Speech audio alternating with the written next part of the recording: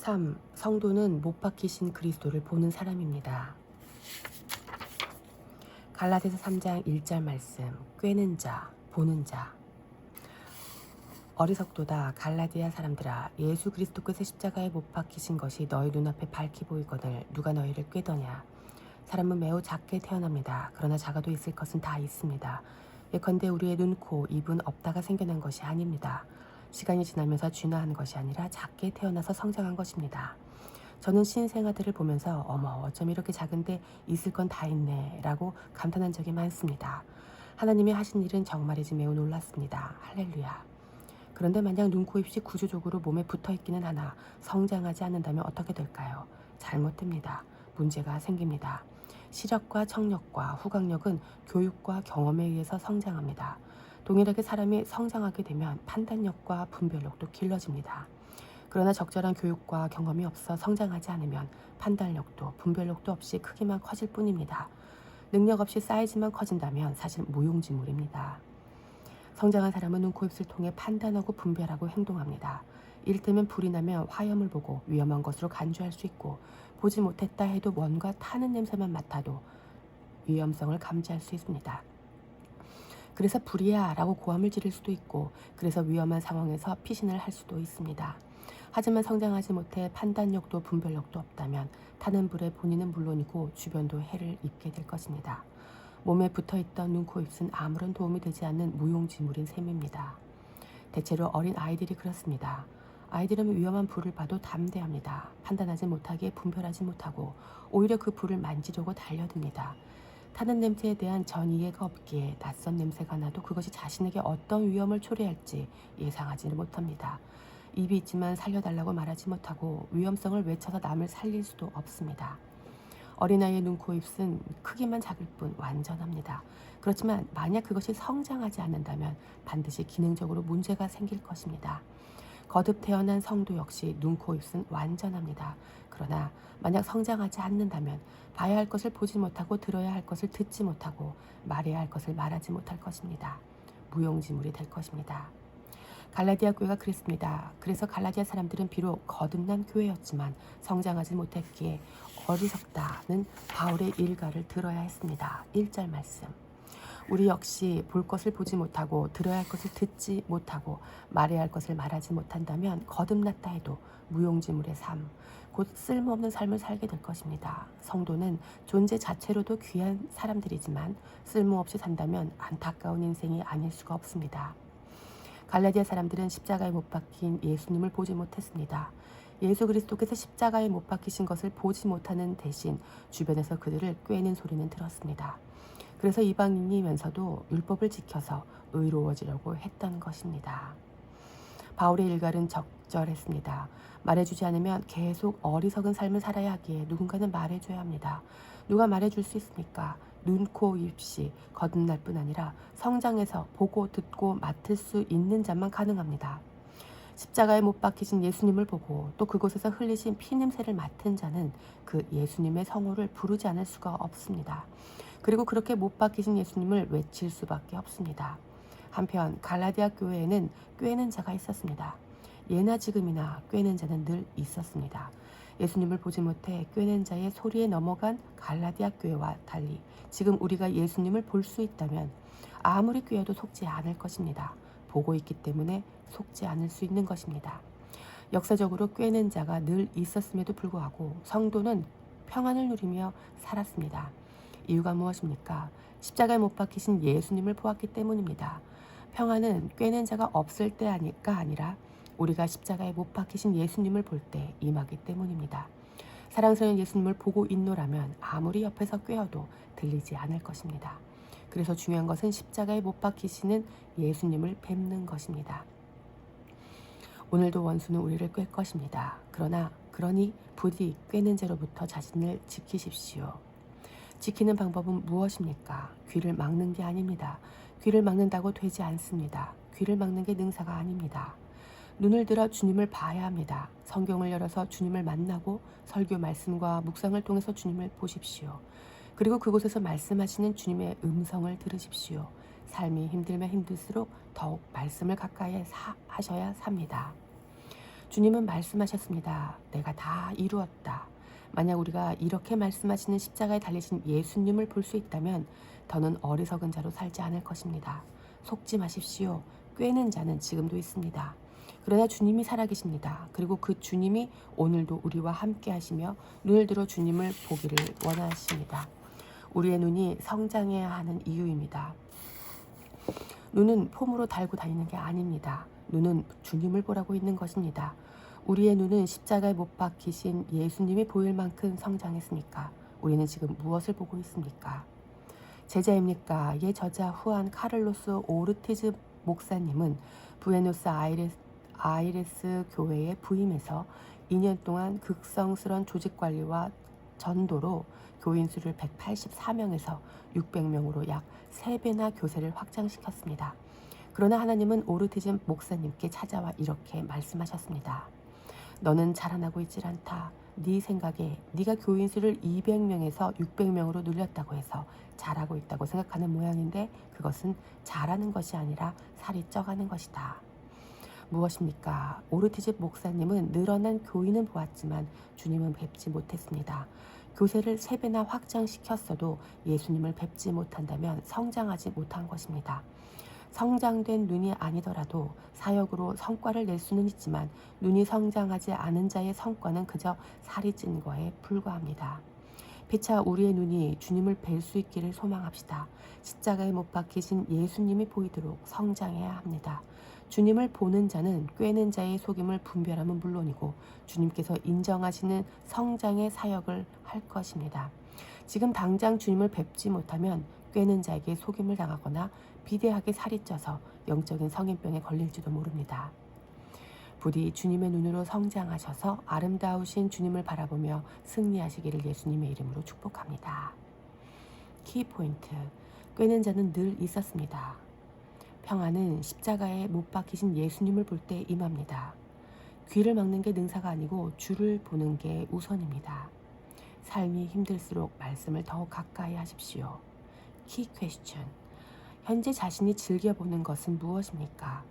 얼마나 자주 하나님의 말씀을 읽습니까? 당신이 힘들 때 하는 일은 무엇입니까? 성장하는 것과 살이 쪄가는 것의 차이는 무엇입니까? 갈라디아서 3장 2에서 5절 말씀, 성령으로 시작했다면 성령으로 끝나야 합니다. 내가 너희에게서 다만 이것을 알려 하노니 너희가 성령을 받은 것이 율법의 행위로냐 혹은 듣고 믿음으로냐.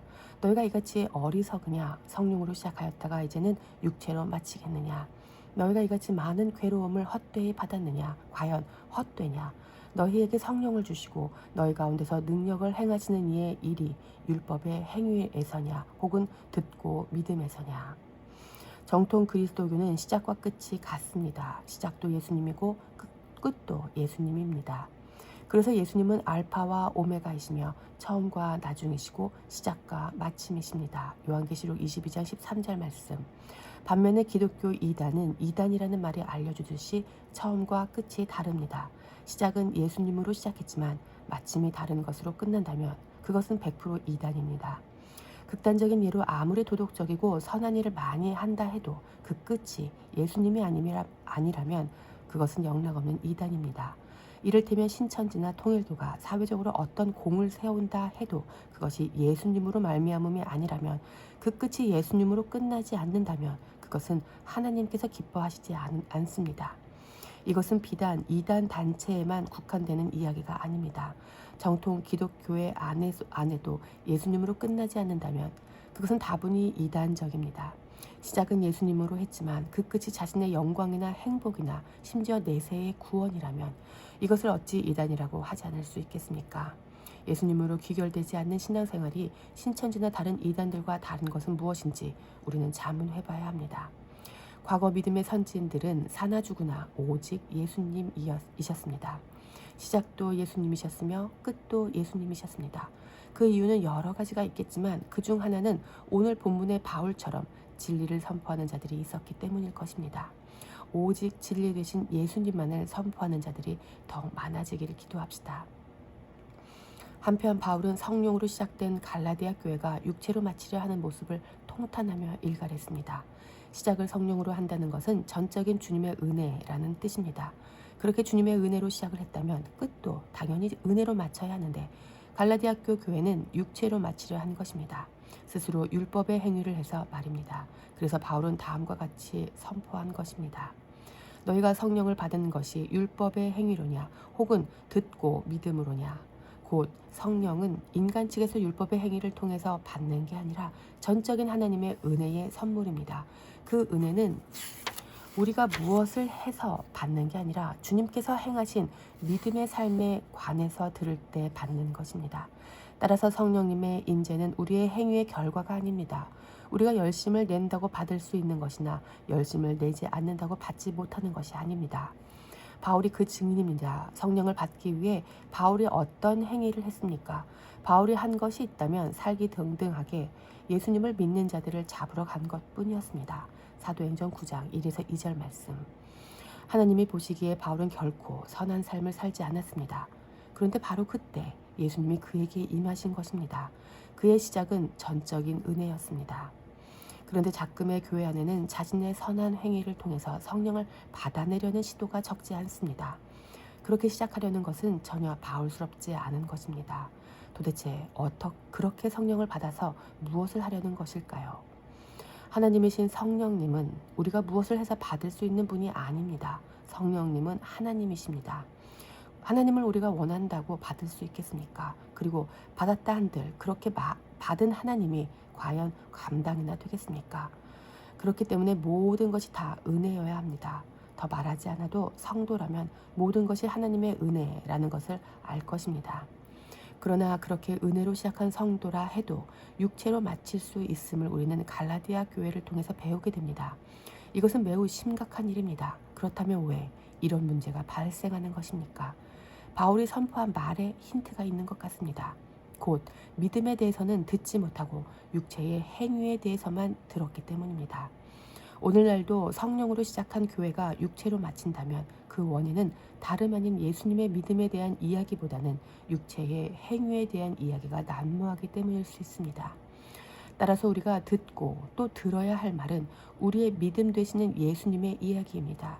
또한 우리가 전하고 또 전해야 할 이야기 역시 예수님 이야기입니다. 믿음의 주여 온전케 하시는 예수님의 이야기를 전하지 않으면 들을 자가 없을 것이고 그렇게 되면 믿음의 삶을 살아내기가 어려울 것입니다. 그렇다 보니 스스로 어떻게든 율법의 행위를 통해 선한 삶을 추구해 보기는 하지만 선한 것이 없는 인간들이 짜내는 선한 삶이란 마른 수건을 쥐어짜는 것과 같을 뿐입니다. 그러므로 가장 먼저는 믿음에 관하여 들어야 하는 것입니다. 그래서 오늘도 우리에게 가장 시급하고 중요한 일은 예수님의 이야기를 듣는 것입니다. 로마서 10장 17절 말씀. 그래야 삽니다.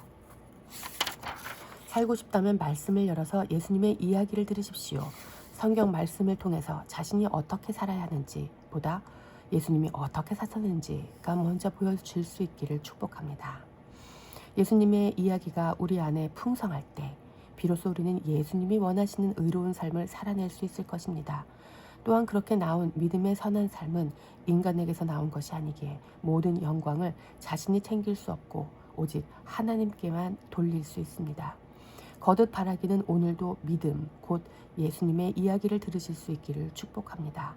오늘 우리 주변에 오직 예수님의 이야기로만 충만해지기를 소망합니다. 키포인트, 처음과 끝이 같아야 합니다. 시작도 예수님, 끝도 예수님입니다. 성령은 인간의 행위로 받을 수 없습니다. 성령을 받기 위해서 바울이 한 일은 아무것도 없었습니다. 예수님 이야기가 먼저 들려야 합니다. 키 퀘스천. 당신이 꿈꾸는 끝은 무엇입니까? 당신이 요즘에 듣고 싶은 이야기는 무엇입니까? 당신은 성경을 읽을 때 무엇이 먼저 보입니까? 내가 해야 할 일, 예수님의 행하신 일. 갈라디아서 3장 6절에서 9절 말씀.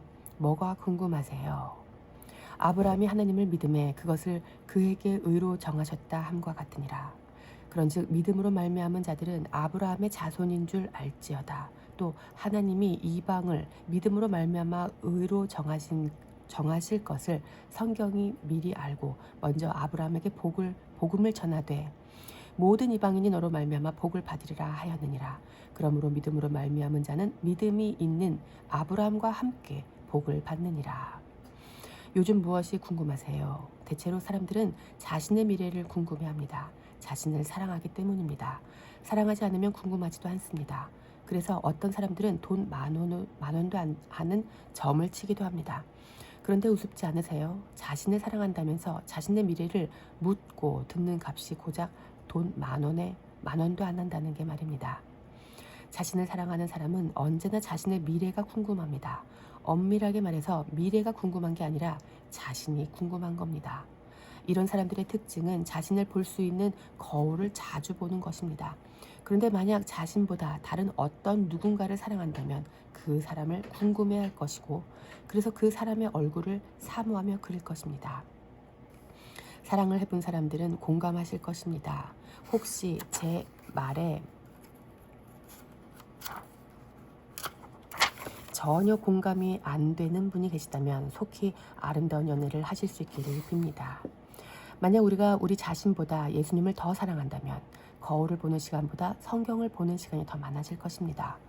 또한 우리의 미래에 대해 궁금해하며 시간을 보내기보다 주님의 얼굴을 사모하며 주님의 날을 기다릴 것입니다. 피차 그렇게 예수님만 사랑할 수 있기를 축복합니다. 그러나 갈라디아 교회는 예수님보다는 자신들을 더 사랑했던가 봅니다. 그래서 바울은 그들을 향해 일가를 했던 것입니다.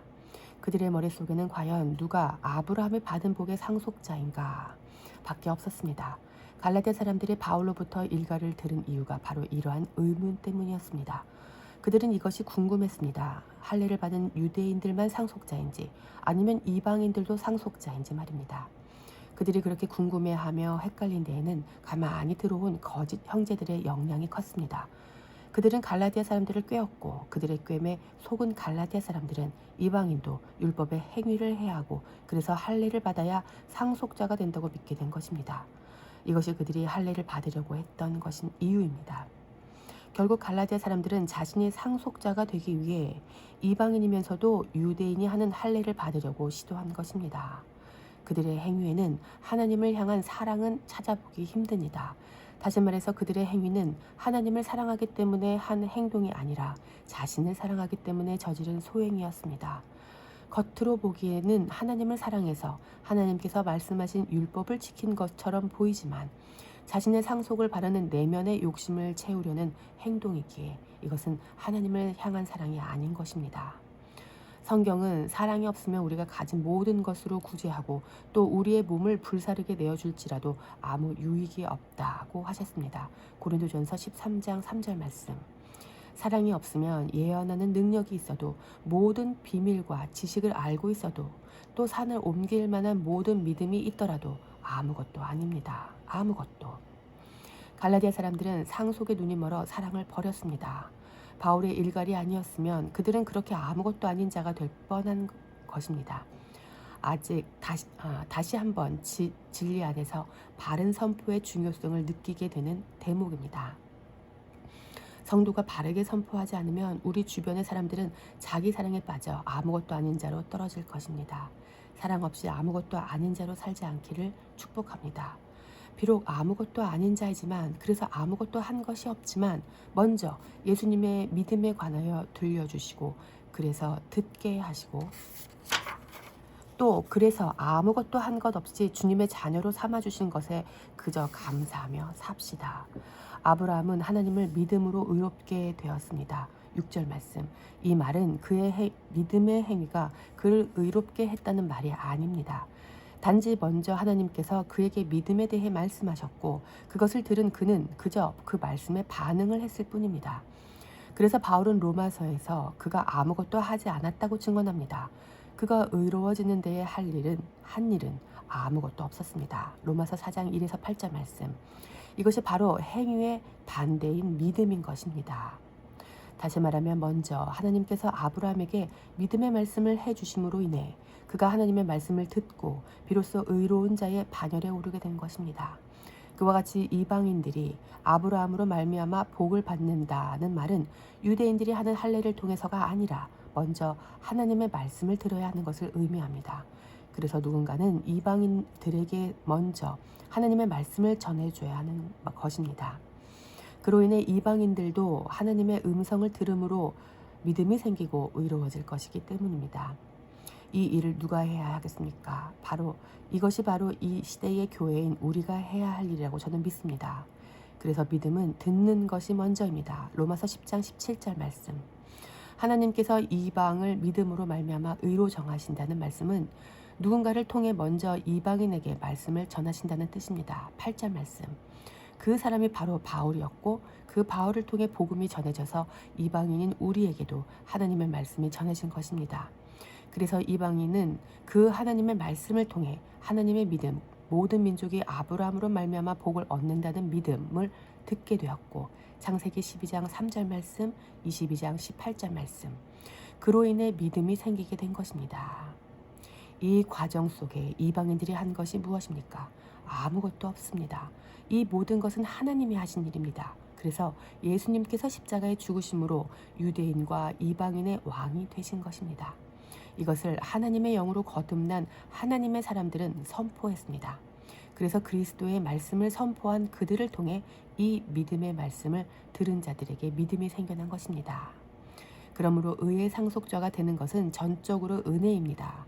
이 은혜를 받은 자는 하나님을 사랑하지 않을 수가 없을 것입니다. 그리고 그 하나님의 말씀을 이루시기 위해 순복하신 예수님을 사랑하지 않을 수도 없습니다. 또 믿음의 말씀을 성령의 감동으로 전해준 자에게 고마워하지 않을 수도 없을 것입니다. 따라서 소위 은혜를 받은 성도는 하나님과 이웃을 사랑하며 믿음의 선배들이 했던 그 말씀을 증거하는 삶을 살아가게 되는 것입니다. 피차 오늘도 이 주님의 은혜로만 사시기를 축복합니다. 키포인트. 자기를 사랑하는 사람은 거울을 봅니다. 하나님을 사랑하는 사람은 성경을 엽니다. 사랑이 없으면 아무것도 아닙니다. 의의 상속자가 되는 것은 전적으로 은혜입니다. 키 퀘스천. 당신이 요즘 가장 궁금한 것은 무엇입니까?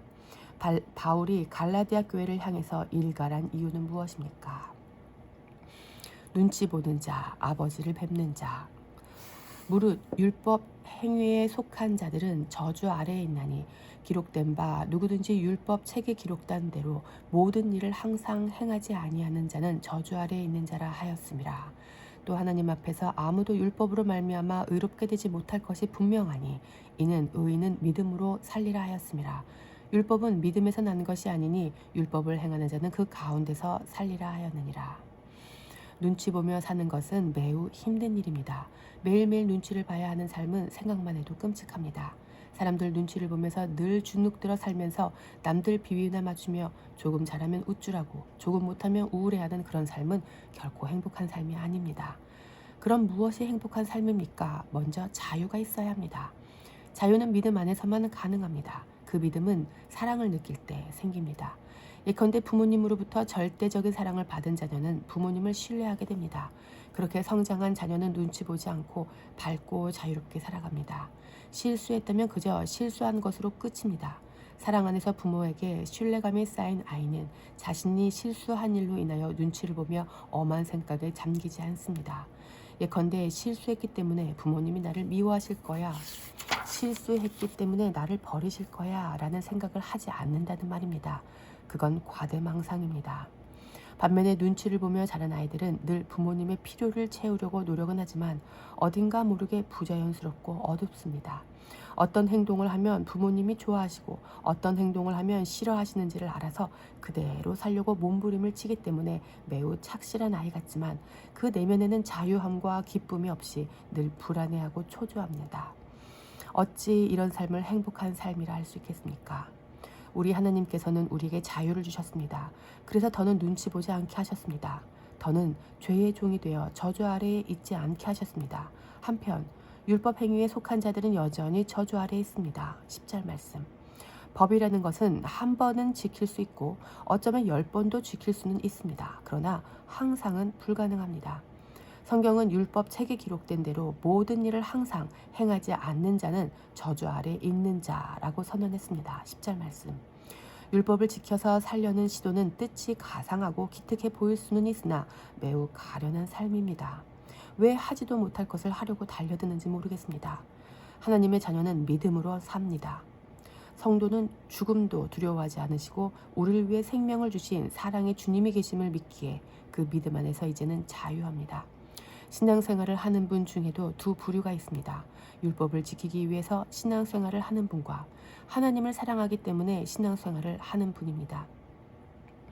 율법을 지키기 위해 신앙생활을 하는 분들은 그 동기가 두려움일 가능성이 크고 목적은 자신의 평안일 가능성이 큽니다. 다른 말로 율법을 지키지 않으면 두렵고 그래서 율법을 지킴으로 평안을 찾으려는 것입니다. 이런 분들의 특징은 율법을 잘 지키고 있을 때는 평안할지 모르지만 조금이라도 어겼을 때는 이내 불안과 두려움이 엄습합니다. 그래서 죽을 때까지 율법을 지키려고 몸부림치며 삽니다. 반면에 하나님을 사랑하는 분들은 사랑하는 하나님이 기뻐하시는 것을 선택합니다. 사랑하는 하나님의 마음을 알고 그분이 원하시는 것을 순종하여 행동합니다. 심지어 그것이 율법을 어기는 일이라 할지라도 말입니다. 따라서 믿음의 삶은 자신의 판단으로 좋아 보이는 것을 선택하는 게 아니라 좋으신 하나님께서 하라 하신 것에 순복하는 삶입니다. 저는 우리 자녀들이 건강했으면 좋겠습니다. 그래서 과자나 탄산음료는 먹지 않았으면 좋겠습니다. 만약 우리의 자녀들이 아빠가 왜 과자나 탄산음료를 먹지 말라고 하는지 안다면 아빠의 눈치를 보지 않을 것입니다. 그러나 아비의 마음을 모른 채 저의 눈치만 본다면 제 앞에서는 불량식품을 금하고 저의 부재 시에는 오히려 과다 섭취를 할 수도 있을 것입니다. 만약 우리가 이렇게 신앙생활을 하고 있다면 아버지의 마음과는 다르게 눈치만 보며 사는 것입니다. 하나님은 오늘도 우리가 자유하기를 원하십니다. 아버지의 마음을 알고 그 사랑 안에서 믿음으로 살기를 원하십니다. 눈치 보지 맙시다. 오늘 하루 눈치 볼 시간에 오히려 하나님 아버지의 얼굴을 한 번 더 바라봅시다. 주님의 마음을 알게 될 것입니다. 그러실 수 있기를 예수님의 이름으로 축복합니다. 키포인트. 자기를 사랑해서 율법을 지키는 사람이 있고 하나님을 사랑해서 율법을 지키는 사람이 있습니다. 신앙생활은 좋아 보이는 것이 아니라 좋으신 하나님을 선택하는 것입니다. 눈치 볼 시간에 아버지의 얼굴을 한 번 더 바라봅시다. 오늘 당신이 율법을 지키려는 이유는 무엇입니까? 갈라디아서 3장 13에서 14절 말씀. 사신 분, 팔린 자. 그리스도께서 우리를 위하여 저주를 받은 바 되사 율법의 저주에서 우리를 속량하셨으니 기록된 바 나무에 달린 자마다 저주 아래에 있는 자라 하였음이라. 이는 그리스도 예수 안에서 아브라함의 복이 이방인에게 미치게 하고 또 우리로 하여금 믿음으로 말미암아 성령의 약속을 받게 하려 함이라. 어제 저는 신선한 커피와 보고 싶은 책 몇 권을 샀습니다. 과테말라 아티구아 1kg 홀 빈과 새로운 하리오 드리퍼와 여과지를 샀는데 그렇게 좋을 수가 없었습니다. 좋아하는 저를 보면서 예전에 어머니께서 그릇과 냄비를 사시고 좋아하시던 게 생각났습니다. 책도 3권 샀습니다. 가능하면 매달 몇 권씩 책을 사는데 개포동으로 이사를 와서 처음으로 산 책이라 제겐 더 의미가 있었습니다. 어제 그렇게 사둔 커피와 책을 보면서 한 가지를 깨달았습니다. 결국 목사가 사는 모든 것은 목사 자신을 위한 게 아니구나 라는 것입니다. 몰랐는데 제가 커피를 사고 그렇게 기분이 좋았던 이유는 사무실 식구들과 성도님들을 섬기기 위함이었습니다. 그래서 새로운 드리퍼에 신선한 커피를 내려드릴 생각에 그렇게 좋아했던 것입니다. 어머니께서 그릇과 냄비를 사시고 좋아하셨던 이유도 가족 모두에게 맛있는 요리를 해주시기 위함이라는 것을 그제서야 비로소 알게 되었습니다. 너무 늦게 알아버렸습니다. 책도 마찬가지였습니다. 제가 책을 구입한 이유는 저의 지적인 호기심을 채우기 위함이 아니라 독서를 통해 얻는 사고력과 이해력, 정보의 습득을 통해 또한 그런 경건한 습관을 통해 결국에는 목사로서 성도들에게 더 바람직한 말을 하고 더 아름다운 글을 쓰고 더 폭넓은 생각으로 준비되기 위함이었습니다. 그렇게 깨닫고 나니까 모든 구매는 저를 위한 게 하나도 없었습니다. 식당에서 밥을 사 먹는 이유도, 자동차에 주유를 하는 이유도, 옷과 구두를 사는 이유도, 운동을 하는 이유도 모든 것이 하나님과 이웃을 위한 것이었습니다. 그러면서 이것이 비단 목사에게만 적용되는 것이 아니라는 것 또한 알게 되었습니다. 저는 이제 모든 거듭난 성도의 구매가 저와 동일하게 하나님과 이웃을 위한 것이어야 한다고 믿습니다. 만약 우리가 그렇게만 산다면 우리가 있는 곳에는 반드시 하나님 나라가 임할 것입니다. 예수님은 우리를 속량하셨습니다. 속량이라고 번역한 헬라어 엑사고라조는 시장에서 사다라는 뜻입니다. 따라서 우리는 예수님께 팔린 자입니다. 그래서 이제 우리는 우리 뜻대로 살 수 없습니다. 사신분의 뜻대로, 곧 그리스도의 뜻대로 살아야 합니다. 그런데 그리스도께서는 친히 속량한 우리를 그리스도 자신을 위하여 이용하시지 않으셨습니다. 오히려 하나님과 이웃을 위하여 우리를 내어놓으셨습니다. 예수님께서 친히 저주를 받아 십자가에 달려 죽으시고 그 값으로 우리를 사셨음에도 불구하고 주님은 우리를 이용하지 않으시고 하나님과 이웃에게 내어놓으신 것입니다. 하나님과 이웃을 사랑하며 살도록 말입니다. 그것이 우리를 사신 이유였기 때문에 예수님은 그래도 그것을 더 기뻐하셨으리라 짐작이 되었습니다. 구매한 것을 자신을 위해서 사용하지도 않는데 어떻게 기쁠 수가 있는가? 비싼 값에 사서 남을 위해 쓰는데 어떻게 그것이 기쁠 수 있는가? 라고 누가 질문한다면 이제 성도는 답할 수 있습니다. 사랑하면 됩니다. 사랑해야 됩니다. 사랑하면 다 이해가 됩니다. 하나님을 사랑하고 이웃을 사랑하는 성도는 이제 답할 수 있을 것입니다. 사랑하는 가족을 위해 어머니가 그릇과 냄비를 사시고 기뻐하셨던 것처럼 제가 커피와 책을 사고 나서 기뻤던 것처럼 사랑하면 그것이 기쁠 수밖에 없습니다. 이제 성도는 예수님의 속량으로 예수님께 팔려졌습니다. 그래서 이제는 하나님과 이웃을 사랑하는 자로 살아야 합니다. 그런데 여전히 자신을 사랑하는 경향이 남아 있습니다. 대표적인 모습이 바로 율법을 행함으로 의롭게 되려는 시도입니다. 율법을 행하려는 시도는 크게 두 가지 이유가 있습니다. 첫째는 자신을 사랑해서 율법을 행함으로 저주에서 구원받고자 하는 열망 때문이고, 둘째는 팔려진 자로서 이제는 자신과 상관없이 저주를 피하기 위함이 아닌 사신분의 뜻에 따라 하나님과 이웃을 사랑하기 때문입니다. 저는 이 글을 읽는 모든 분들은 후자이시기를 축복합니다.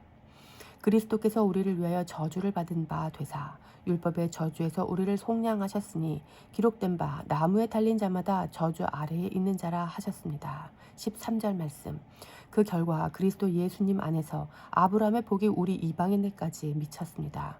그래서 우리도 믿음으로 말미암아 성령의 약속을 받게 하셨습니다. 14절 말씀. 이제 성도는 팔려진 자입니다. 성도는 자신의 뜻대로 살 수 없고 사신분의 뜻대로 사는 게 마땅합니다. 예수님 역시 주님 자신을 위해서 우리를 사용하지 않으셨습니다.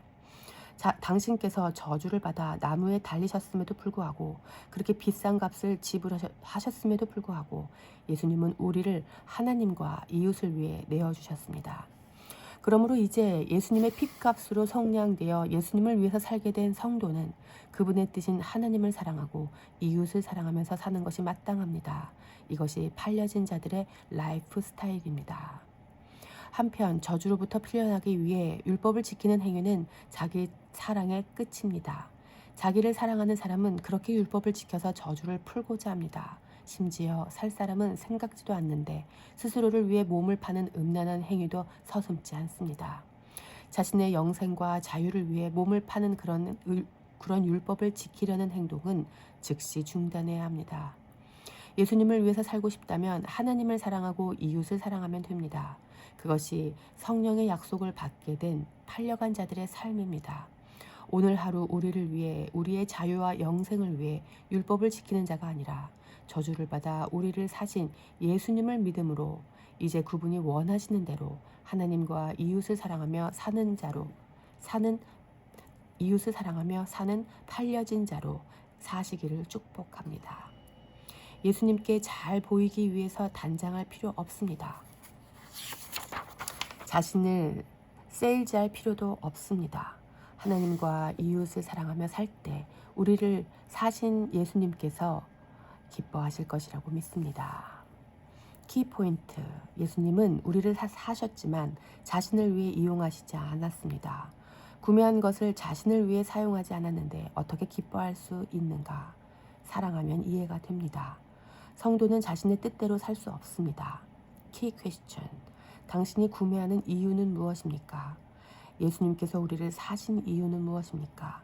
자신을 사랑하는 대표적인 모습은 무엇입니까? 갈라디아서 3장 15에서 18절 말씀. 약속이 먼저입니다. 형제들아, 내가 사람의 예대로 말하노니 사람의 언약이라도 정한 후에는 아무도 패하거나 더하거나 하지 못하느니라. 이 약속들은 아브라함과 그 자손에게 말씀하신 것인데 여럿을 가리켜 그 자손들이라 하지 아니하고 오직 한 사람을 가리켜 네 자손이라 하셨으니 곧 그리스도라. 내가 이것을 말하노니 하나님께서 미리 정하신 언약을 430년 후에 생긴 율법이 폐기하지 못하고 그 약속을 헛되게 하지 못하리라. 만일 그 유업이 율법에서 난 것이면 약속에서 난 것이 아니니라. 그러나 하나님이 약속으로 말미암아 아브라함에게 주신 것이라. 약속은 어기라고 있는 거야 라는 말을 들어보셨나요? 저는 이 말을 세상에서 많이 들었습니다. 참으로 말 같지도 않은 말입니다. 역시 세상은 거짓말 천지입니다. 정녕 약속은 어기라고 있는 것입니까? 아닙니다. 약속은 지키라고 있는 것입니다. 그런데 세상은 너무도 당연하게 사람들을 속였습니다. 그래서 이런 거짓말을 듣고 믿어버린 사람들은 약속을 어기고도 버젓이 핑계를 댑니다. 약속은 어기라고 있는 거야 라고 말하면서 말입니다. 이처럼 원수는 사람이 죄를 짓고도 죄를 덮을 수 있도록 거짓말을 쉬지 않았습니다. 하나님께서 세상 신과 다른 이유가 수도 없이 많지만 그중 대표적인 것이 바로 하나님은 약속하시는 분이라는 점입니다. 세상 신은 능력이 없기 때문에 약속을 할 수도 없고 약속을 했다 해도 지킬 수도 없습니다. 그렇기 때문에 늘 거짓말만 해댈 뿐입니다. 그러나 유일하신 참 하나님은 다르십니다. 하나님은 약속하시고 그 약속하신 그것을 성취하시고 반드시 이루시는 분입니다. 하나님은 사람이 아니시기에 시건치 않으십니다. 민수기 23장 19절 말씀. 신실하신 하나님은 말씀하신 것을 반드시 이루십니다. 성경은 역시 다른 종교의 경전과는 격이 다릅니다. 타 종교의 경전은 그저 오래된 충고입니다. 그러나 성경은 충고를 넘어 하나님의 약속입니다. 그래서 성경을 대하는 우리는 하나님의 충고로만 들어서는 안 되고 약속하신 하나님께서 어떻게 그 약속을 이루어 가시는지를 봐야 할 것입니다. 성경에는 하나님의 말씀, 곧 하나님께서 약속하신 것이 기록되어 있습니다. 예컨대 하나님께서 무엇을 말씀하셨고 그것을 어떻게 이루셨는지에 대한 증거 자료가 바로 성경입니다. 그래서 우리는 성경을 일컬어 테스트먼트, 곧 증거라고 말하는 것입니다. 늘 하나님은 먼저 약속하십니다. 그리고 성취하십니다. 약속할 때는 하나님의 선지자, 종들에게 먼저 말씀해 주십니다. 아모스 3장 7절 말씀. 증인들을 세우시고 그들로 하여금 증언하게 하시는 것입니다.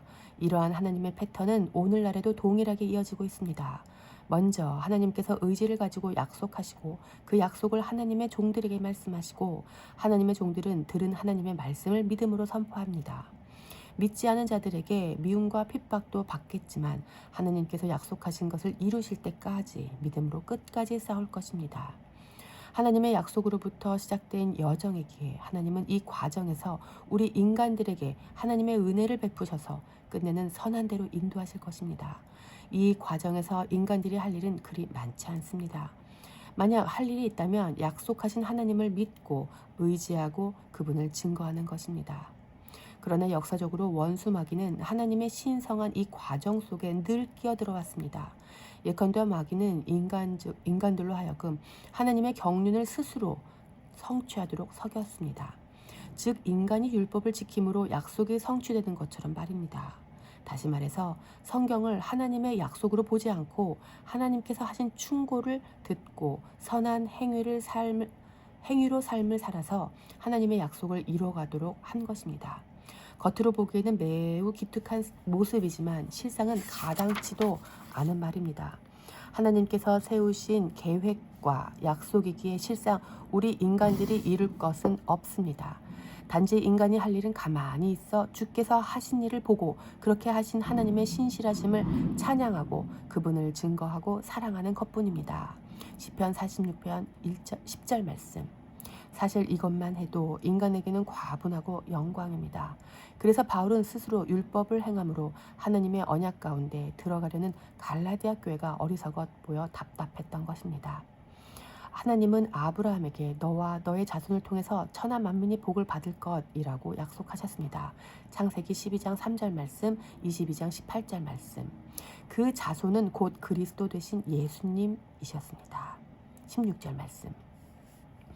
아브라함에게 하신 약속은 율법이 있기 전에 하신 것입니다. 모세가 아브라함보다 한참 동생이니까요. 율법이 있기도 전에 하나님이 먼저 약속하셨고 그 약속을 이루시기 위해 하나님께서 이 땅에 사람으로 오셨습니다. 사람으로 오신 하나님은 지금 우리 안에 영으로 살아계십니다. 그래서 우리는 아브라함에게 약속하신 그 복을 누리고 있습니다. 지금 열거한 이 과정 속에서 우리가 한 일이 무엇입니까? 약속의 자녀가 되기까지 우리가 한 일이 있습니까?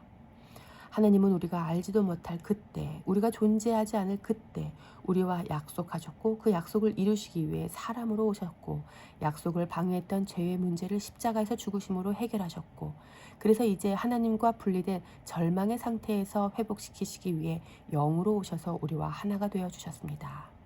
그리고 이제 머지않아 약속하신 모든 것을 완성하기 위해 다시 오실 것입니다.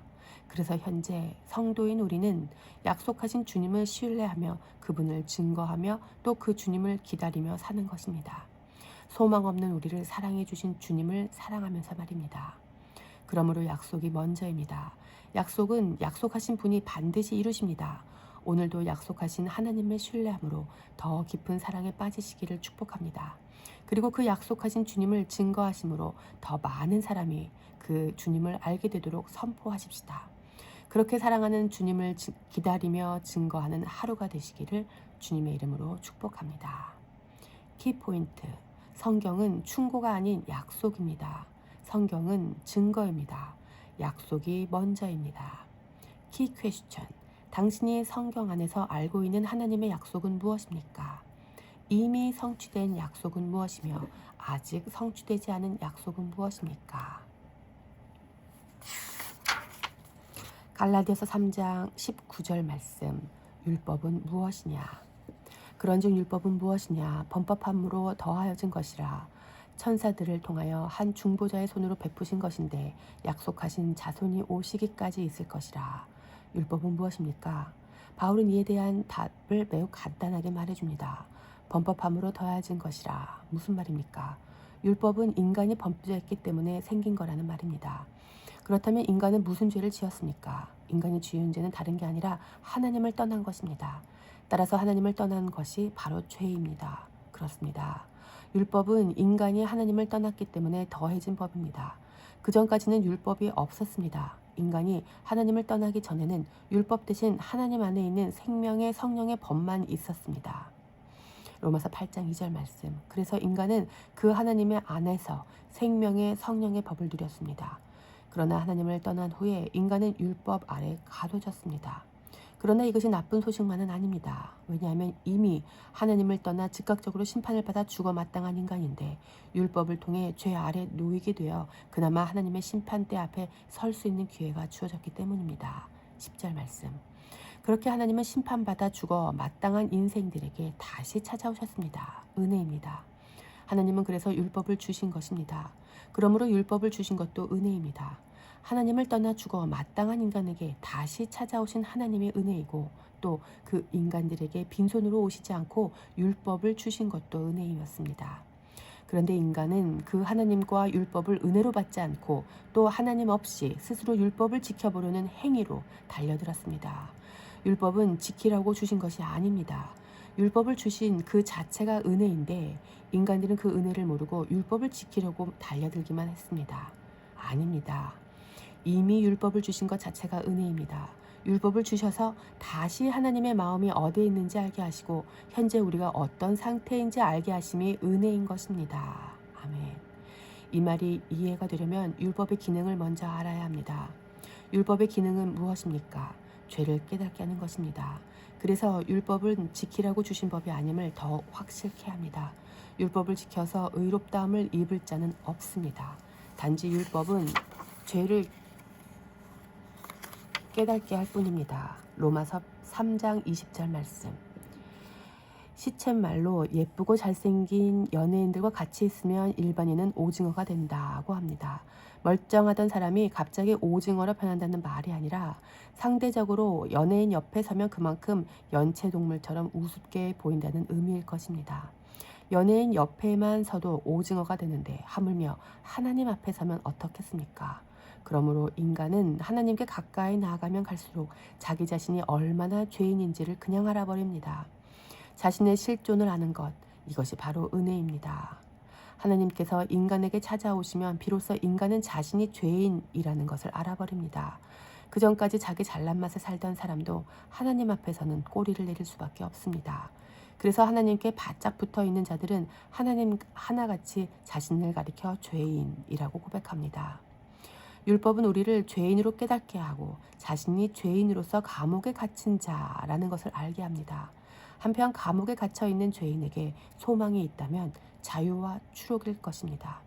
그러나 자신의 힘으론 감옥에서 나올 수 없다는 것을 자신도 알기 때문에 그저 소망 없이 괴로운 나날을 연명할 뿐입니다.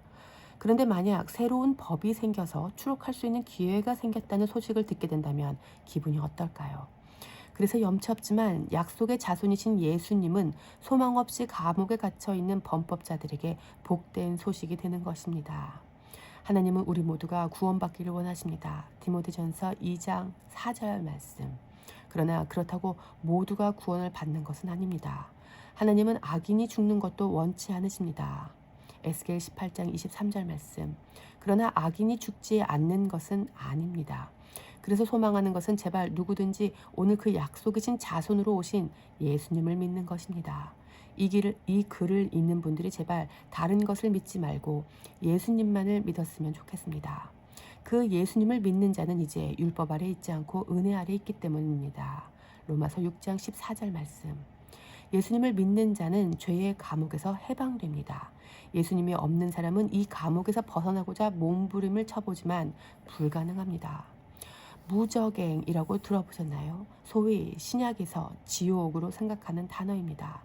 한자로 무적행은 없을 무, 미처, 구덩이 갱입니다. 다시 말해서 무적행은 밑이 없는 구덩이입니다. 그곳에는 무엇을 집어넣지도 채워지지가 않습니다. 밑이 없기 때문에 채워도 채워지지 않습니다. 더욱 무서운 것은 밑이 없기 때문에 하염없이 떨어진다는 점입니다. 예수님이 없는 인생은 그런 밑 없는 구덩이로 끝없이 떨어지는 것입니다. 그런데 산돌이신 예수님께서 그 무적행으로 내려오셔서 밑을 받쳐주셨습니다. 이것이 바로 반석 되신 예수님이 하신 놀라운 일입니다. 이제 이것을 믿는 사람은 예수님을 기초 돌로 삼고 끝없는 감옥에서 나와 자유롭게 살아갑니다. 대신에 그는 이제 그리스도 안에 갇혀 그분께 묶여 살게 됩니다. 다시 말해서 새로운 법으로 찾아오신 하나님을 만난 자는 그분의 감옥에 갇혀 그리스도의 노예로 살게 되는 것입니다. 이제 다시는 그분을 떠날 수 없습니다. 약속의 자손이신 그리스도 안에 있기 때문에 더는 범법하지 않으므로 율법 아래에서 저주를 받지 않습니다. 어쩌면 그분 안에 있기 때문에 죄에 대해서는 더욱 민감할지 모르겠습니다. 그러나 그럴 때마다 이미 이루신 새로운 법에 의해서 정죄감이나 죄책감이 아닌 죄를 미워하는 마음으로 회개하며 살아갈 것입니다. 용서받은 죄인은 오히려 더 담대하게 용서하신 분을 자랑하며 살 뿐입니다. 율법을 지켜서 용서를 받은 게 아니고 용서를 받았기에 이제 그분 안에서 생명 되시는 그분의 법을 지키며 사는 것입니다. 피차 남은 오늘 하루도 그렇게 살아가게 하신 예수님만 사랑하고 증거하며 살아갑시다. 예수님 없는 무적행에 뭔가를 채우기 위해 열심을 내는 것이 아니라 예수님을 기초돌 삼아 반석 되신 예수님을 믿음으로 사는 것입니다. 그럴 수 있기를 예수님의 이름으로 축복합니다. 키포인트. 죄인에게 소망이 있다면 자유와 추록입니다. 하나님은 우리 모두가 구원받기를 원하십니다. 용서받은 죄인은 더욱 담대하게 용서하신 분을 자랑합니다. 키 퀘스천. 율법은 무엇입니까? 율법의 기능은 무엇입니까? 당신은 추록했습니까?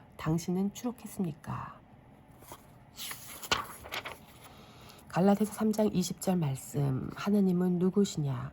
그 그 중보자는 한편만 위한 자가 아니라 하나님은 한 분이시니라. 우리는 바로 앞 구절에서 율법이 무엇인지 확인했습니다. 율법은 범법함으로 더해진 것입니다. 즉 하나님을 떠남으로 죽어 마땅한 인생들에게 하나님의 찾아오심의 은혜가 바로 율법이었습니다. 하나님의 찾아오시면 인간은 자신이 죄인임을 알게 됩니다. 바로 오징어가 됩니다. 자신이 오징어임을 아는 것이 바로 은혜라고 믿고 계시죠. 하나님 앞에서 우리가 영락없는 죄인이라는 것을 아는 것이 은혜입니다. 항변할 수 없는 죄인이며 죽어 마땅한 지옥 백성임을 아는 것이 은혜입니다. 이 은혜를 받고 누리고 있는 자들은 결코 하나님 앞에서 헛된 것을 구하거나 헛된 자랑질을 할 수 없습니다. 그러므로 피차 저는 이 은혜를 더욱 많이 받으셨으면 좋겠습니다. 그렇게 되시기를 축복합니다. 죄의 삭은 사망이기에 율법 아래에서 죄를 깨달은 자는 자신이 죽은 목숨이라는 것을 합니다. 그래서 그들은 무엇을 더 사고 모으고 누리는 데에 인생을 허비하지 않습니다. 다만 자신이 죄덩어림을 알게 하시고 그래도 죄의 문제가 해결되지 않으면 절망의 죽은 목숨임을 자각하게 하셔서 죄의 문제를 해결하신 예수님을 사모하게 하신 그 은혜에 감사하며 매 순간을 하나님의 나라와 주님의 의를 위해서 살 뿐입니다.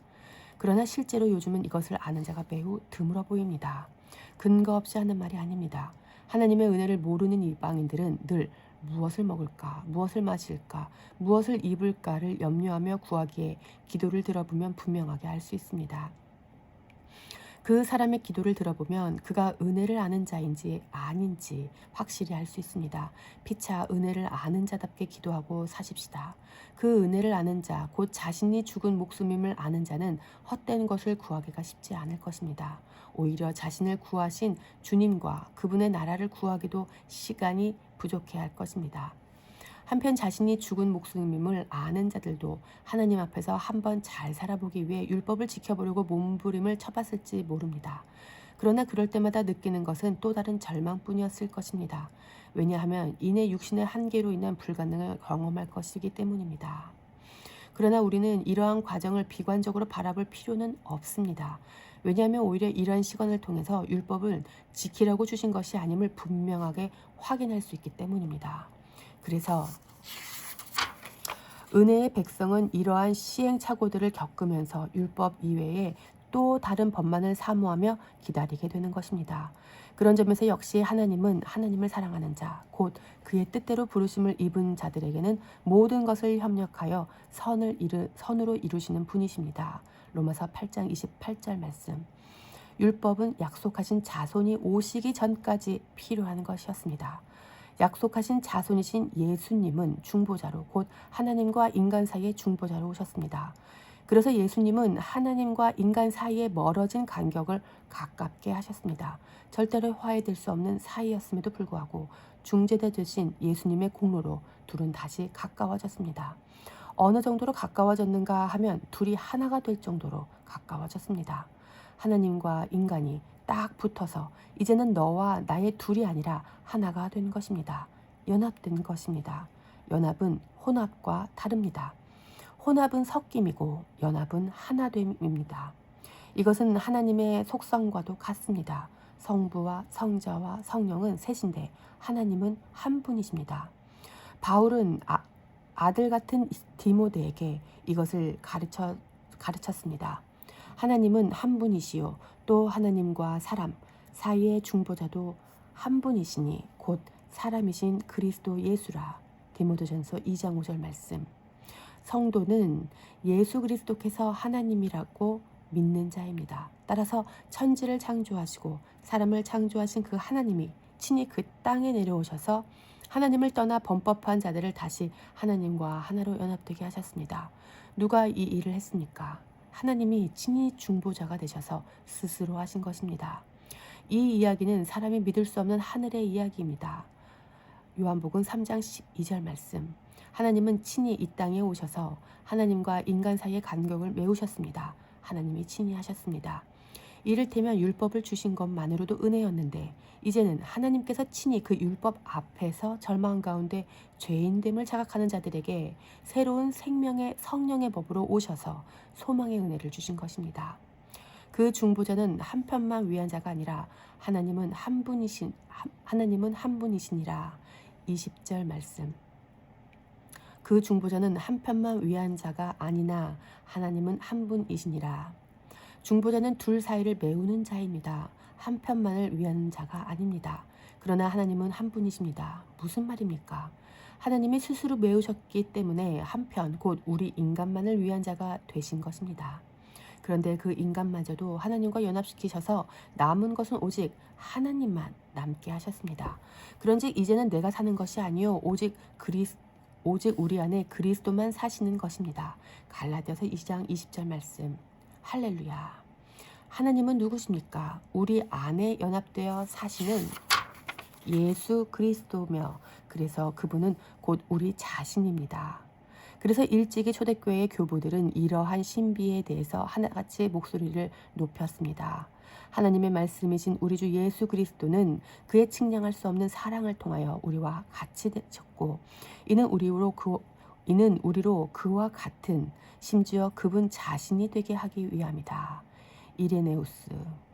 하나님이 사람이 되신 것은 사람으로 하나님 되게 하기 위한 것이다. 아타나시우스. 그러므로 하나님과 같이 되는 것, 그리고 사람의 소망 중에 하나님이 되는 것보다 더 숭고한 것은 없다. 바실. 어떻습니까? 성도는 이러한 영광스러운 신비를 누리고 있는 자입니다. 우리를 영광스럽게 변화시킨 주님을 찬양합시다. 우리를 하나님 되게 하신 예수님을 우리는 찬양하고 기뻐하고 감사하기도 시간이 부족합니다. 그러니 오늘도 아무 걱정 마시고 주님만을 찬양하는 좋은 하루 되십시오. 키포인트. 하나님이 찾아오시면 인간은 자신이 죄인임을 알게 됩니다. 성도는 예수 그리스도께서 하나님이라고 믿는 자입니다. 성부와 성자와 성령은 셋이지만 하나님은 한 분이십니다. 우리 안에 연합되어 사시는 예수 그리스도는 곧 우리 자신입니다. 키 퀘스천. 연합과 혼합의 차이는 무엇입니까? 하나님은 누구십니까? 인간은 어떤 존재입니까? 갈라디아서 3장 21에서 24절 말씀. 율법은 우리를 그리스도께로 인도합니다. 그러면 율법이 하나님의 약속들과 반대되는 것이냐? 결코 그럴 수 없느니라. 만일 능히 살게 하는 율법을 주셨더라면 의가 반드시 율법으로 말미암았으니라. 그러나 성경이 모든 것을 죄 아래에 가두었으니 이는 예수 그리스도를 믿음으로 말미암는 약속을 믿는 자들에게 주려 함이라. 믿음이 오기 전에 우리는 율법 아래에 매인 바 되고 계시될 믿음의 때까지 갇혔느니라. 이같이 율법이 우리를 그리스도께로 인도하는 초등교사가 되어 우리로 하여금 믿음으로 말미암아 의롭다함을 얻게 하려 함이라. 하나님께서 3남매를 선물로 주셨습니다. 은혜입니다. 그들과 함께하는 것이 제게는 큰 행복이며 기쁨입니다. 그런데 힘들 때도 있었습니다. 이를테면 무턱대고 떼를 부리거나 고집을 피울 때, 건강하고 바른 행동이 아닌 욕구대로만 행동할 때, 권위자의 말을 거역하거나 반항할 때 같은 경우는 여간 힘든 게 아니었습니다. 그래서 처음에는 사람의 보상 심리를 이용해서 이거 하면 이렇게 해줄게,로 유혹도 해봤습니다. 예를 들어 밥 잘 먹으면 장난감 사줄게, 떼 부리지 않으면 이따가 아이스크림 사줄게 같은 말입니다. 이 비법은 누가 가르쳐 준 것도 아닌데 제 안에서 자연스럽게 나와버렸습니다. 이 방법이 효과가 있을 것이라고 생각한 것 자체가 제가 대가와 보상에 눈이 먼 사람이라는 것을 증명하는 것이었습니다. 그러나 이 방법은 그리 좋은 방법이 아니었습니다. 왜냐하면 처음에는 부모가 협상을 하지만 시간이 갈수록 자녀가 주도권을 쥐기 때문입니다. 또한 이러한 보상은 단기적으로는 효과가 있을지 몰라도 시간이 갈수록 내성이 생겨서 효과가 떨어지고 소위 자녀의 버릇이 더 나빠질 수도 있다는 것을 알게 되었기 때문입니다. 영화 부당거래의 대사처럼 호의가 계속되면 그것이 권리인 줄 압니다. 자녀들도 부모의 호의가 사랑에서 비롯된 것임을 깨닫지 못한다면 자신의 잘못된 행동을 돌아보지 못한 채 호의를 권리로 누리려고만 할 것입니다. 그래서 중요한 것은 왜 그렇게 하면 안 되지? 왜 그렇게 하면 안 되는지, 또 왜 그렇게 해야 하는지에 대해서 충분하고 분명한 목적을 설명하고 동기부여를 해줘야 합니다. 그래서 그렇게 목적과 동기부여에 집중하여 양육했더니 차츰 보상이 없어도 스스로 판단하고 결정하는 것을 볼 수 있었습니다. 이러한 과정을 통해 제가 배운 것은 어떤 일을 행함에 있어서 보상보다는 동기와 목적이 중요하다는 것입니다. 예컨대 부모님에 대한 사랑이나 순수한 열정이나 도덕적 가치 등이 바로 그런 것입니다. 우리도 뭔가를 행할 때 그 행동의 목적이 보상 때문이라면 그것은 아무리 선한 일이라 해도 긍정적 평가를 받기 어려울 것입니다. 그래서 저는 하나님께서도 우리가 뭔가에 대한 보상을 위해 하는 행동을 원치 않으신다고 믿게 되었습니다. 아브라함은 율법을 지켜서 유업을 받은 것이 아닙니다. 하나님은 아브라함에게 율법을 지키면 유업을 주겠노라고 아브라함의 보상 심리를 이용하지 않으셨습니다. 따라서 아브라함은 유업이라는 보상을 받기 위해 율법을 지킨 것이 아닙니다. 그렇다면 아브라함은 어떻게 유업을 받을 수 있었습니까? 하나님의 약속과 그 약속으로 오신 예수님으로 인해 아브라함은 유업을 받고 믿음의 조상이 된 것입니다. 따라서 우리 역시 율법을 지켜서 유업을 받으려는 시도는 매우 잘못된 것입니다. 그것은 그저 보상을 노리는 욕심일 뿐입니다. 만약 우리가 율법을 지켜서 보상을 받으려는 심리라면 율법은 우리를 보상으로 인도한다라고 해야 할 것입니다. 그러나 바울은 율법이 우리를 그리스도께로 인도한다. 24절 말씀이라고 말했습니다. 그러므로 율법의 끝은 보상, 곧 유업이 아니라 그리스도입니다. 아멘. 율법을 지킴으로 도착한 그 지점은 유업이라는 보상이 아니라 그리스도여야 합니다. 율법 앞에 자신의 무능함과 소망 없음을 자각하고 참 능력과 참 소망 되신 그리스도만을 갈망함으로 달려가야 하는 것입니다. 이렇게 율법은 우리를 그리스도께로 인도합니다. 이것이 바로 율법의 참 기능입니다. 따라서 성도는 율법을 통해 보상을 기대하지 않습니다. 오히려 율법을 통해 그리스도께로 인도함을 받을 뿐입니다. 그래서 율법을 대할 때마다 나는 안 되는구나, 아무리 해도 안 되는구나, 역시 예수님뿐이구나로 가야 맞는 것입니다. 그렇게 그리스도께로 인도함을 받은 자들은 그 자리에서 주님의 은혜와 사랑을 경험합니다. 도착한 지점에서 만난 예수님은 무능하고 소망 없는 자에게 능력과 소망이 되어주실 것입니다. 할렐루야. 그 예수님을 만난 자는 이제 그 어떤 보상이 주는 유익이나 혜택과는 비교할 수도 없는 자유와 평안을 누리게 될 것입니다. 그러므로 그렇게 그리스도께로 인도함을 받은 성도는 율법을 지켜야 하는 목적과 동기에 대해서 비로소 깨닫게 되는 것입니다. 곧 율법 지킴의 목적과 동기가 하나님을 사랑하고 이웃을 사랑하기 위한 것임을 말입니다. 오늘도 피차 어떠한 대가나 보상 때문에 율법을 지키는 자가 아닌 아버지의 사랑을 받아 아버지를 사랑하고 하나님의 뜻에 순복하기 위해 생명의 성령의 법을 지키는 자로 삽시다. 그래서 우리의 갈망은 보상이 아니라 오직 예수님임을 증명해 보이십시다. 우리가 바라는 것은 유업이 아니라 예수님 한 분입니다. 예수님, 제가 바라는 것은 오직 주님 한 분뿐입니다. 이 고백을 주님께 올려드릴 때 우리 주님께서 매우 기뻐하시리라 믿습니다. 키포인트, 호의가 계속되면 그것이 권리인 줄 압니다. 성도는 대가와 보상을 위해서 살지 않습니다. 성도는 이미 받은 은혜에 감사하며 살아갑니다. 율법의 끝은 보상, 곧 유업이 아니라 그리스도입니다. 나는 안 되는구나, 아무리 해도 안 되는구나, 역시 예수님뿐이구나로 가야 맞는 것입니다. 키 퀘스천, 당신이 오늘도 율법을 지키려는 이유는 무엇입니까? 성도가 율법을 통해 인도함을 받는 곳은 어디입니까? 갈라디아서 3장 25절에서 26절 말씀. 아들은 아버지의 말을 듣습니다. 믿음이 온 후로는 우리가 초등교사 아래에 있지 아니하도다. 너희가 다 믿음으로 말미암아 그리스도 예수 안에서 하나님의 아들이 되었으니. 저는 휘경 초등학교를 나왔고 대광 고등학교를 졸업했습니다. 건강하고 큰 문제가 없는 학생은 저와 같이 초등학문을 배운 뒤에 고등학문으로 넘어갑니다. 이처럼 율법이 우리를 그리스도께로 인도하는 초등학문이었다면 이제는 고등학문으로 넘어가야 합니다. 고등학문으로 가기 위한 과정일 뿐입니다. 이를테면 초등학문을 연마하기 위해서 초등학문이 필요한 것이 아니라 고등학문으로 가기 위해서 초등학문을 배우는 것입니다. 그러므로 믿음이라는 고등교사가 온 후로는 초등교사 아래에 있을 수 없습니다. 25절 말씀. 믿음은 우리를 그리스도 예수 안에서 하나님의 아들이 되게 합니다. 아들이 되었다면 이제는 누구의 말을 들어야 합니까? 졸업을 했다면 누구의 말을 들어야 합니까? 초등학교 선생님입니까? 아니면 아버지입니까? 하나님의 아들이 되었기에 이제는 아버지의 말을 들어야 합니다.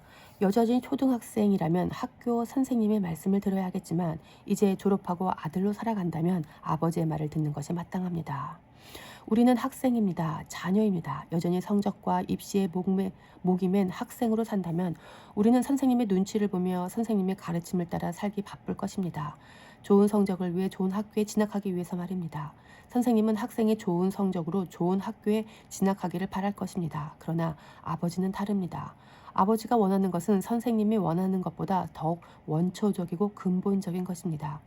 비유를 들고자 한 것이니 이 대목에서 선생님들이 상처받으시면 안 됩니다. 이 땅의 모든 선생님들을 축복합니다. 자녀가 좋은 성적을 내고 좋은 학교에 진학하는 것도 중요하지만 아버지는 자녀가 아버지의 품 안에서 아버지를 사랑하며 안전하고 행복하게 잘 자라는 것을 더 중요하게 여길 것입니다.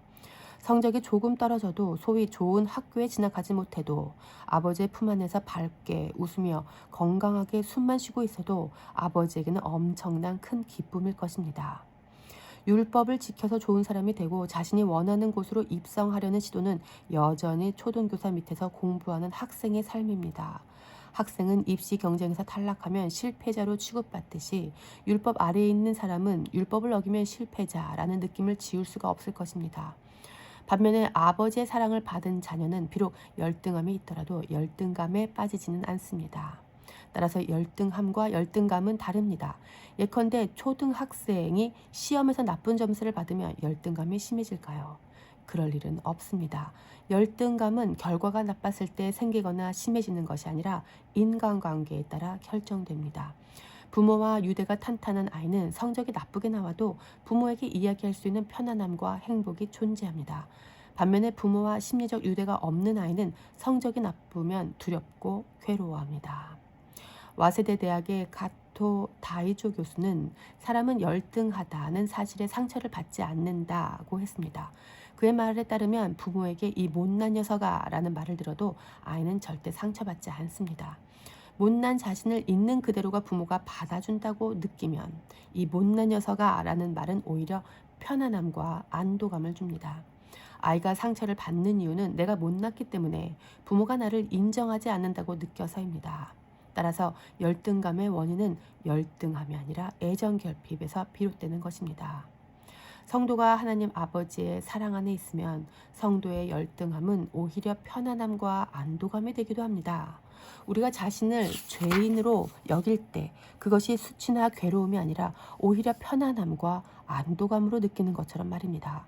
공부를 못해서 굴욕감을 느끼고 열등감이 있는 사람은 공부를 더 잘하려고 열심히 연습하면 할수록 열등감이 심해집니다.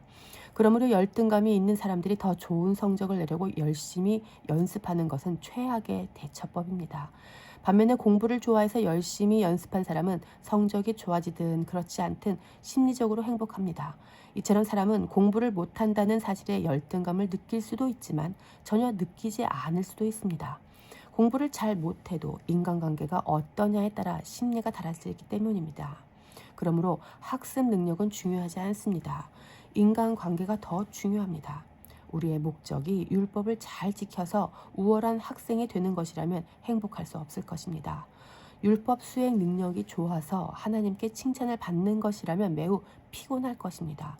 율법을 더 잘 지켜보려고 달려드는 것은 성도에게는 최악의 대처법입니다. 율법 수행 능력보다 중요한 건 아버지와의 관계입니다. 따라서 열등하다는 사실이 열등감의 원인이 아니라 반대로 열등하다는 사실을 인정하지 못하는 것이 열등감의 원인입니다. 성도로서 율법을 지키지 못해 열등하다고 느껴지는 사람이 있다면 아무리 위대한 업적을 이뤄도 열등감은 해소되지 않을 것입니다. 저는 대머리입니다. 머리숱에 열등합니다. 그러나 저는 열등감을 느끼지 않습니다. 그 이유는 하나님께서 저를 사랑하시고 어머니도 가족들도 제 집사람도 저를 사랑해 줍니다. 우리 삼남매도 저를 사랑하고 우리 교회도 저를 용납하고 사랑해 주십니다. 그래서 저는 비록 열등하지만 그 사랑으로 인해 열등감에 빠지지 않습니다. 저처럼 머리숱에 열등함이 있는 사람들은 머리숱이 우등해지기 위해서 시도하면 할수록 오히려 더 열등해질 것입니다. 열등감에서 해방되는 길은 지금 자신이 얼마나 사랑받은 자인지를 알고 믿는 것입니다. 무엇이 중요합니까? 아버지의 사랑 안에서 그분과의 관계가 더 중요합니다. 사랑을 받은 성도는 율법을 지키지 못해 영적으로 열등한 삶을 산다 할지라도 여전히 아버지의 품 안에서 편안함과 안도감을 느끼며 살 수 있습니다. 하나님은 우리에게 이러한 삶을 주시기 위해 십자가를 지셨습니다. 그리고 아들의 영을 주셔서 아바 아버지라 부르게 하셨습니다. 갈라디아서 4장 6절 말씀. 이제는 초등교사의 메인 학생이 아니라 하나님의 자녀가 되었습니다. 할렐루야. 오늘 하루도 이 기쁨과 감격 안에서 사시기를 축복합니다. 열등해도 괜찮습니다. 머리카락이 점점 힘을 잃고 빠져나가도 상관없습니다. 아버지께서는 변함없이 우리를 사랑하십니다. 이 사랑을 알고 믿는다면 그 어떤 열등한 자신을 만난다 해도 열등감에 빠지지 않을 수 있습니다. 키포인트. 초등학문은 고등학문으로 가기 위한 과정일 뿐입니다. 열등감과 열등함은 다릅니다. 열등감의 원인은 열등함이 아니라 애정결핍입니다. 성도에게는 하나님 아버지와의 관계가 가장 중요합니다. 키 퀘스천. 당신은 하나님 앞에서 학생입니까? 자녀입니까? 당신이 열등감을 느끼는 이유는 무엇입니까? 갈라디아서 3장 27에서 29절 말씀. 새 옷의 수문자. 누구든지 그리스도와 합하기 위하여 세례를 받은 자는 그리스도로 옷 입었느니라. 너희는 유대인이나 헬라인이나 종이나 자유인이나 남자나 여자나 다 그리스도 예수 안에서 하나이니라. 너희가 그리스도의 것이면 곧 아브라함의 자손이요 약속대로 유업을 이을 자니라. 옷은 패션의 핵심입니다. 가방과 구두, 다른 액세서리보다 중요한 것이 바로 옷입니다. 또한 옷은 단연 그 사람을 나타내는 최고의 수단입니다. 옷이 날개다라는 말이 증명하듯이 옷은 사람의 이미지를 판단하는 데 큰 역할을 합니다. 옷은 사람을 날아오르게 할 수도 있고 주저앉게 할 수도 있습니다. 대체로 사람들은 자랑하는 맛에 인생을 삽니다. 동일하게 자랑하는 맛에 무언가를 삽니다. 그래서 대체로 사람들은 옷을 사고 옷을 자랑합니다. 세상에는 자랑할 것이 많지만 옷은 바로 그 자리에서 여과 없이 자신의 어떠함을 보여줄 수 있는 것이기 때문에 사람들은 더욱 옷에 신경을 많이 씁니다. 몸을 가리는 원초적인 이유를 넘어 자신을 좋은 이미지, 자신이 원하는 이미지로 나타내려고 선전할 수 있는 도구이기 때문에 더욱 그런 것 같습니다. 그런데 만약 새 옷을 사고 자랑했는데 아무도 봐주지 않으면 어떨까요? 살 맛이 안 나고 두 번 다시 살 생각도 안 하게 되지 않을까요? 구매 그 자체도 목적이 있었지만 구매 후 사람들로부터 인정을 받기 위한 목적도 있었기 때문에 사람들의 반응이 없다면 살 마음도 사라질 것이기 때문입니다. 한편 모두가 지급받은 똑같은 옷을 입고 있다면 어떨까요? 사랑에서 자유로워지지 않을까요? 옷을 자랑한다기보다 사실 그 옷을 입고 있는 자신을 자랑하고 싶은 건데 모두가 똑같은 옷을 입고 있다면 자랑의 대상과 초점은 사뭇 달라질 것입니다. 모두가 같은 옷을 입는 나라가 있다면 또 그래서 어떤 것도 자랑할 수 없는 나라가 있다면 과연 무슨 재미로 살까요? 옷을 사도 자신의 어떠함을 자랑할 수 없는 나라, 그런 나라에서의 살 소망은 무엇이겠습니까? 하나님은 그런 나라를 성도에게 주셨습니다. 자신의 것을 자랑할 수 없는 나라, 성도의 구매가 소망이 될 수 없는 나라 말입니다. 예컨대 이제 성도는 자신이 구매한 옷을 자랑하지 않고 그리스도의 옷만 자랑하는 자입니다. 그리스도의 옷은 성도가 산 것이 아닙니다. 이제 성도는 그 옷을 만들어주신 분을 자랑합니다. 그리고 그 옷을 입혀주신 분과 그 과정을 찬양하고 성도를 덮고 있는 그 옷, 그리스도만 자랑합니다. 성도는 세례를 받고 그리스도로 옷 입은 자입니다. 27절 말씀. 이제 세례받은 성도는 그리스도로 옷을 입었기 때문에 그 옷만 드러납니다. 자신의 흉터와 상처, 수치스러운 맨살은 그 옷에 의해 가려졌습니다. 이것은 유대인이나 헬라인, 종이나 자유인, 남자나 여자 모두에게 동일합니다. 그 옷을 통해 성도는 자신의 정체성을 확인하고 또 드러냅니다. 이제는 그 옷을 입었기 때문에 헬라인도 종도 여자도 아브라함의 자손이 될 수 있습니다. 28절 말씀. 이제는 더 이상 스스로 옷을 사입을 필요가 없습니다. 더 아름다워 보이려고, 더 근사해 보이려고, 때와 장사를 아는 사람처럼 보이려고, 아브라함의 자손처럼 보이려고 옷을 사입지 않아도 됩니다. 자신이 원하는 어떤 이미지를 연출하기 위한 코디는 이제 그만해도 됩니다. 그리스도의 옷이 입혀져 있기 때문입니다. 학창시절 한창 멋을 부리고 싶었을 때 한껏 멋을 부릴 수 있는 소풍날이 제겐 매우 두려운 날이었습니다. 왜냐하면 그날만은 교복을 벗고 사복을 입었는데 아버지께서 돌아가시고 넉넉하지 못한 형편 때문에 제게는 당시 유행하는 옷이 없었습니다. 또래 친구들과 비교되는 것도 싫고 가난하고 누추한 형편이 들통나는 것도 싫었습니다. 그래서 저는 오히려 다 같이 입는 교복이 좋았습니다. 그 교복 안에 저의 가난과 누추함을 숨길 수 있었기 때문입니다. 현재 저는 하나님께서 그리스도로 옷을 입혀주신 것이 얼마나 기쁘고 좋은지 모릅니다. 몸 찢기신 주님께는 송구하지만 그 안에 저의 허물과 죄, 추함과 상처, 가난과 더러움이 모두 가려질 수 있기 때문입니다. 자랑할 것이 아무것도 없었던 저는 어느 누구도 자랑하지 못하고 그 옷만 드러나게 하신 하나님이 너무 좋았습니다. 내세울 것이 아무것도 없는 저로서는 그리스도 안에 숨어서 사는 것이 너무 행복하고 좋습니다. 아마 저와 같이 아무것도 없다고 여기시며 사는 분들이라면 모두 공감하실 겁니다.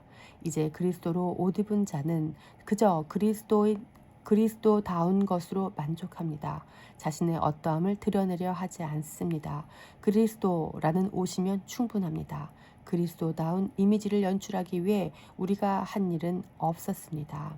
앞으로도 할 일은 없습니다.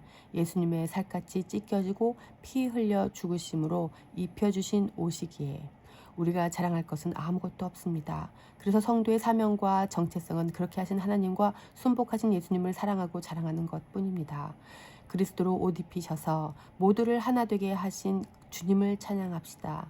오늘 하루도 헬라인도 종도 여자도 모두가 다 그 옷으로 덮으셔서 숨기시고 주님만 드러나게 하신 주님만 홀로 높임을 받으시기에 합당하십니다. 그러므로 옷을 입고 있는 사람들에게는 그리스도의 냄새가 날 것입니다. 그리스도의 살냄새, 그리스도의 피냄새, 곧 그 옷에서 나는 주님의 냄새 말입니다. 그런 면에서 그리스도의 향기는 인간들이 착한 일을 해서 만들어내는 향수가 아닙니다. 보드라운 예수님의 살갗이 벗겨져서 거기서 나는 예수님의 살내음과 피비린내가 그리스도의 향기라고 저는 믿습니다. 그 향기가 풍길 때 예수님께서 행하신 일도 함께 전해질 것입니다. 주님께서 죄인에게 어떤 일을 행하셨고 죄인들은 그 주님께 어떤 만행을 저질렀는지 말입니다. 피차 서등에 향수를 뿌려서 나는 냄새가 아닌 십자가에서 벗겨지신 예수님의 살내음과 피 향기만 내는 자들로 살았으면 좋겠습니다. 우리 예수님만 드러나시도록 예수님의 이름으로 기도합니다. 키포인트. 성도는 세례를 받고 그리스도로 옷 입은 자입니다. 그리스도로 옷 입은 자는 수치스러운 맨살이 가려진 자입니다. 그리스도로 옷 입은 자는 그저 그리스도다운 것으로 만족합니다. 성도는 그리스도만 자랑합니다. 그리스도의 향기는 예수님의 살냄새며 피비린내입니다. 키 퀘스천. 옷의 기능은 무엇입니까? 당신이 자랑하고 싶은 것은 무엇입니까? 그리스도로 옷 입은 자의 특징은 무엇입니까?